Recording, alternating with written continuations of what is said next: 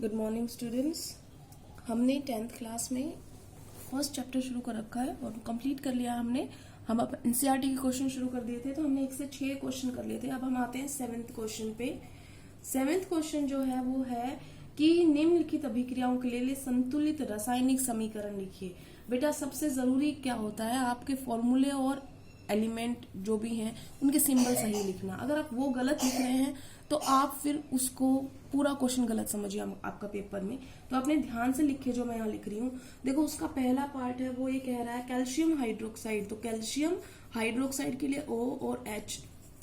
बेटा ये लोग आप क्या करते हो, छोटा कर देते हो इनको, या तो किसी ऑक्सीजन को छोटा कर देते हो, क्लोरीन में C को छोटा कर देते हो। तो आपने जो ध्यान रखना है, जो एलिमेंट का पहला लेटर होता है वो कैपिटल होता है, तो ये दोनों बराबर रखने हैं आपने। उसके बाद calcium hydroxide plus carbon dioxide will give rise to calcium carbonate plus water।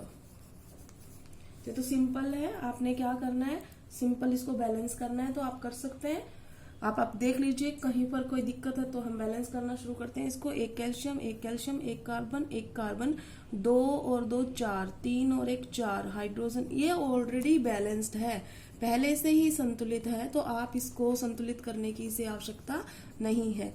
तो आप लिख देंगे इस रिएक्शन को, फिर left hand side right hand side दिखा के लिख देंगे कि दिस इज ऑलरेडी बैलेंस्ड। उसके बाद पहले से ही संतुलित थी वो पहले वाली। तो अब आते हैं zinc plus silver nitrate. Zinc plus silver nitrate give rise to zinc nitrate. Zinc nitrate, अब जिंक की वैलेंसी कितनी होती है 2, नाइट्रेट क्या होता है NO3 माइनस। तो एक इसकी थी, ये तो एक रहेगा, लेकिन इसकी क्या चली जाएगी, डबल चली जाएगी। प्लस सिल्वर, सिल्वर होता है Ag।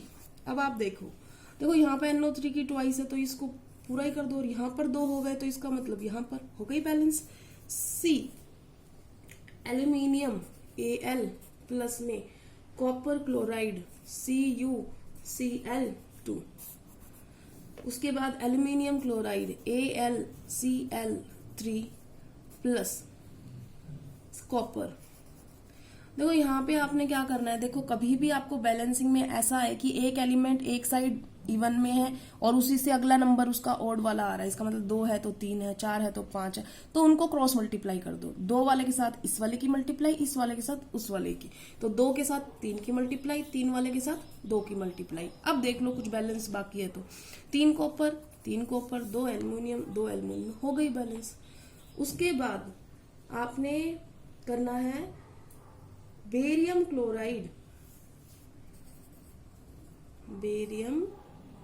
Chloride plus potassium sulphate K2SO4। Barium sulphate मिलता है प्लस में पोटेशियम क्लोराइड, तो KCl पोटेशियम क्लोराइड का फॉर्मूला। अब देखो BaSO4 तो K ही डबल हो रहा है, Cl ही डबल हो रहा है, तो आगे 2 लग जाएगा, हो गई बैलेंस। तो ये वाले रिएक्शंस इजी हैं, आपको समझ में भी आ जाते हैं, सिर्फ आपने क्या करना है, इनके फॉर्मूले लिखने आने चाहिए, ऑटोमेटिकली 2 नंबर का क्वेश्चन आपका सीधा सा हो जाएगा। अब अगला क्वेश्चन पे आते हैं हम, क्वेश्चन नंबर 8 पे। क्वेश्चन नंबर 8 में है निम्न अभिक्रियाओं के लिए संतुलित रासायनिक समीकरण लिखिए एवं प्रत्येक अभिक्रिया का प्रकार बताइए। अब आपने ये भी बताना है कि वो कॉम्बिनेशन है, डिकम्पोजिशन है, डिस्प्लेसमेंट है या डबल डिस्प्लेसमेंट है। तो अब हम पहली रिएक्शन लिख रहे हैं। पहली रिएक्शन है पोटेशियम ब्रोमाइड, और उसमें स्टेट्स दी हुई है बेटा, तो अब की बार आपने स्टेट्स भी साथ में लिखनी है। पोटेशियम ब्रोमाइड है एक्वस में, इसका मतलब उसका जलीय विलयन दिया हुआ है, प्लस बेरियम आयोडाइड, ठीक है, एक्वस, ये भी एक्वस है, ओके।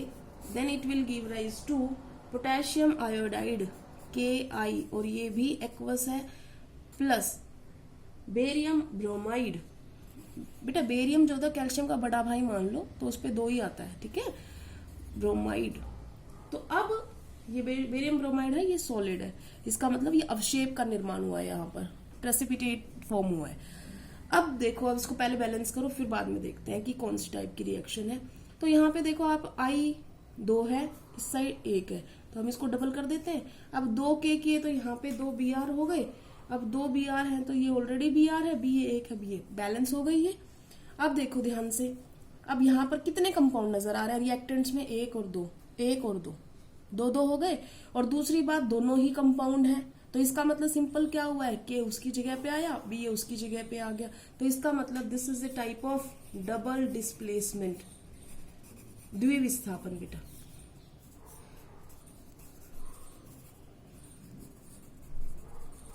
उसके बाद आते हैं हम सेकंड पार्ट पे। जो सेकंड पार्ट है वो है जिंक कार्बोनेट।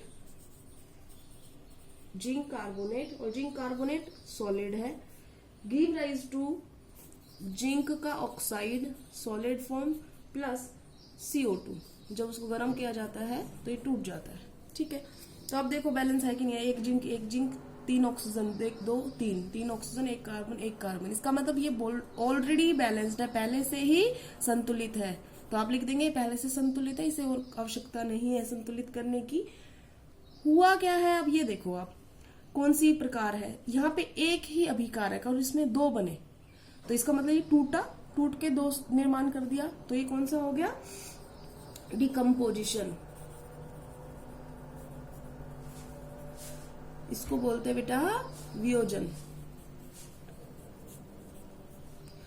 वियोजन अब पूरा लिखना है आपने, यह वियोजन अभिक्रिया है, ठीक है। उसके बाद हम सी पर आते हैं।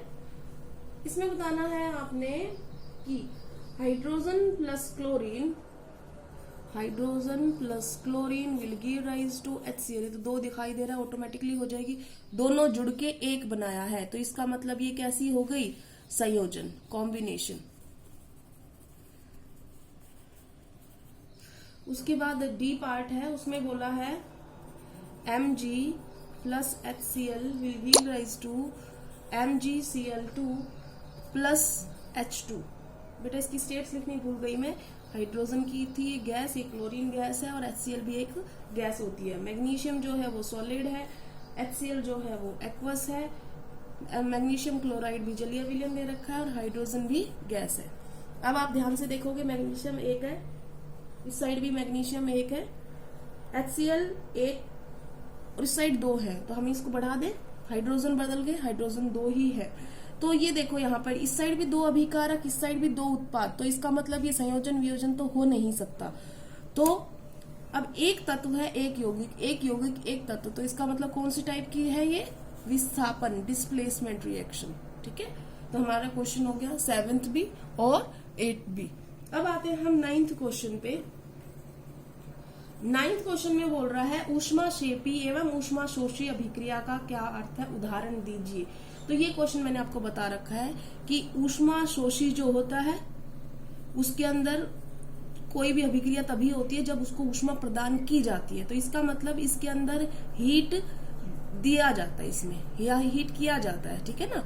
और ऊष्मा जो शेपी होती है, एक्सोथर्मिक जो रिएक्शन होती है, उसमें हीट इवॉल्व होती है ड्यूरिंग द रिएक्शन। एग्जाम्पल भी आपको समझाए हुए हैं। उसके बाद आते हैं हम क्वेश्चन 10 पे। श्वसन को ऊष्माक्षेपी अभिक्रिया क्यों कहते हैं? पहले तो आप ही बताओ श्वसन क्या होता है। हम ऑक्सीजन लेते हैं और CO2 छोड़ते हैं, कोई जादू नहीं हुआ क्या कि जब हम खाना खाते हैं ना, तो खाना खाते हैं तो हमारे खाने में जो लास्ट में टूट के बचता है वो होता है ग्लूकोज। अब जो ग्लूकोज होता है, जो हम ऑक्सीजन इनहेल करते हैं, उसके साथ क्रिया करके और वो CO2 बनाता है, ठीक है, और वाटर बनाता है, और हमें एनर्जी मिलती है जिसकी वजह से हम कार्य कर पाए, ठीक है।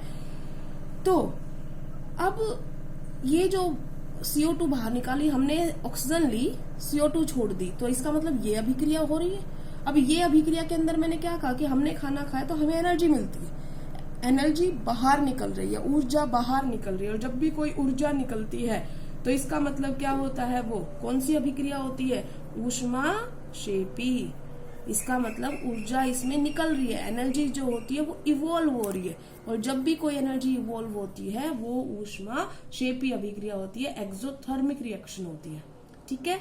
उसके बाद क्वेश्चन नंबर 11 पे आते हैं हम। क्वेश्चन नंबर 11 कह रहा है वियोजन अभिक्रिया को संयोजन अभिक्रिया के विपरीत क्यों कहा जाता है। पहले तो आप ये बताओ, हम कोई भी एग्जाम्पल ले लेते हैं। फॉर एग्जाम्पल हमने लिया संयोजन का, संयोजन के लिए मैं ये लिख सकती हूँ H2 plus O2 give rise to 2H2O। दो जुड़ के क्या बना दिया, एक अब मेरे को लिखना है वियोजन का, तो वियोजन में मैं इसी चीज को उल्टा करके लिख दूं? गलत है या ठीक है? बिल्कुल सही है। अगर हम इलेक्ट्रोलाइसिस करते हैं, बिजली गुजारते हैं इसमें से, तो ये हाइड्रोजन गैस अलग हो जाती है, ऑक्सीजन गैस अलग हो जाती है। इसका मतलब संयोजन में जुड़ के एक बनता है, वियोजन में एक टूट के दो या इससे ज्यादा बनते हैं। तो इसका मतलब एक दूसरे के क्या है? ये बिल्कुल विपरीत है। हो गया? तो आज के लिए इतना ही। हमने 11 क्वेश्चन तक किया है, आपकी नोटबुक में होने चाहिए और सब अपना होमवर्क सेंड करेंगे आज। Thank you class.